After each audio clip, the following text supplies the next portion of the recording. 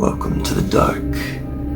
I am Skyrevellis, writer and enthusiast of dark fiction. You are about to watch Story 1 of Dark Imbalance. Dark Imbalance is a collection of sub-stories of twisted supernatural horror, not for the faint of heart. Arachnophobic Possession is where we will begin. And if you have arachnophobia, it goes without saying you should probably skip this one. Or don't. You have your own free will after all.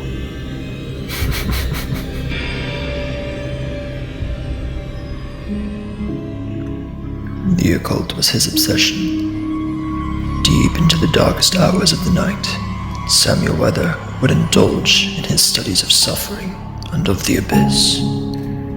He would frequent dark alleyways and shady shops, as if they were his collective church. He worshipped the demented tomes he purchased from them, these tomes of human flesh, teachings written in blood, and artifacts from the damned decorated the walls of his abode.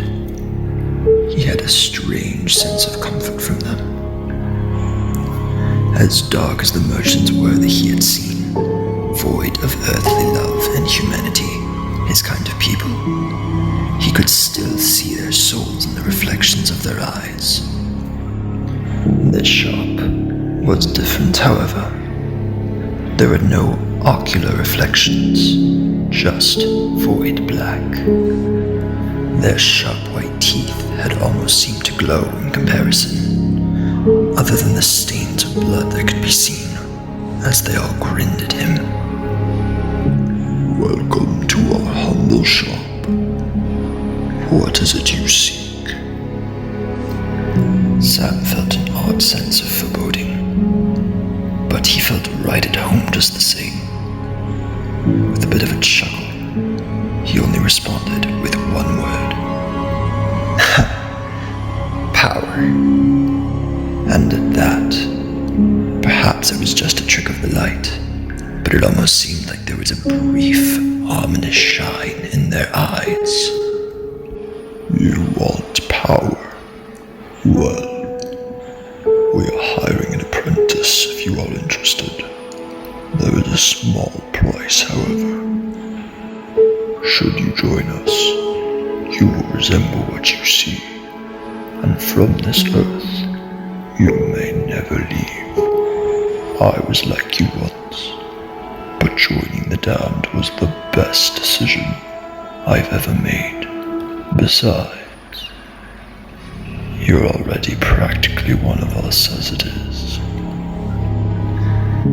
Sam could hardly hide his excitement. At long last, he would be welcome somewhere where he would not make people feel a sense of unease just by him being around them. He had found a master to take him as an apprentice, and the only price was his appearance and perhaps his mortality. If I look like you, will I be immortal?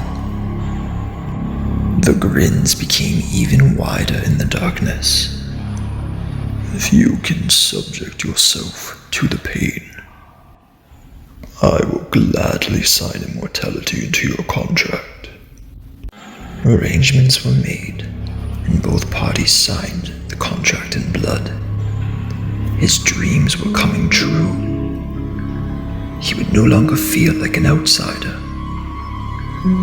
He would give up his worthless human life and become something more. I'm ready. I'm ready to be your apprentice, master. His head bowed in respect. Samuel did not see the look of pride and sadism on his master's face before what happened next.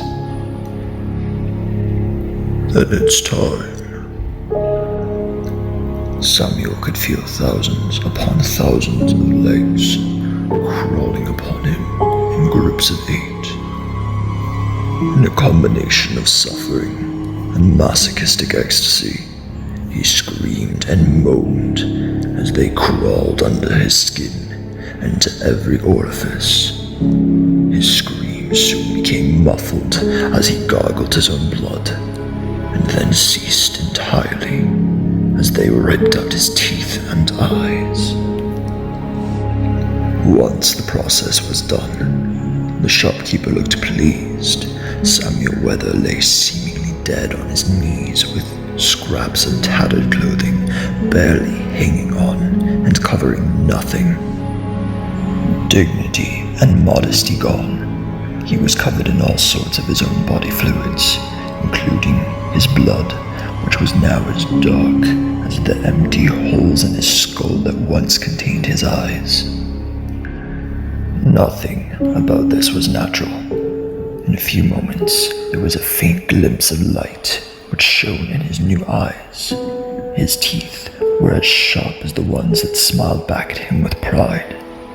A hand reached down to him to help him to his feet, and with this gesture, the filth and grime of his dark baptism were gone. His master swooped him into an embrace and welcomed him almost like a son.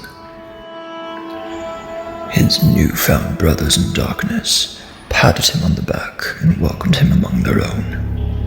In his wickedness, Sam was finally rescued from a world in which he didn't belong. That's like I told you. You were already basically one of us. The spiders just had to remove you from your human shell. At these words, Samuel smiled bashfully, feeling somewhat silly that he had forgotten what he was for so long. Be more careful on future assignments, and next time you get trapped in a human vessel, don't forget to ask the spiders to bring you back home.